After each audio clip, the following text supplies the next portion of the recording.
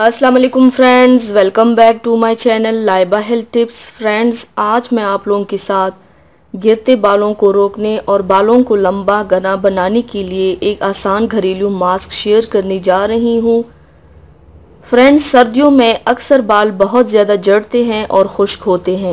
उसके लिए आज मैं आपको बहुत ही आसान और मुफीद मास्क के बारे में बताऊंगी। तो चलिए शुरू करते हैं, पर इसके पहले प्लीज़ मेरे चैनल को सब्सक्राइब कर लीजिए और बेल आइकन को दबाइए एवरी लेटेस्ट ब्यूटी अपडेट को सबसे पहले पाने के लिए। इसके लिए आपको सिर्फ दो चीज़ों की ज़रूरत है। सबसे पहले 1 से 2 प्याज अपने बालों के हिसाब से ले लें। प्याज ऑनियन का छिलका उतार कर कद्दूकश कर लें और छलनी की मदद से प्याज का जूस अलग कर लें।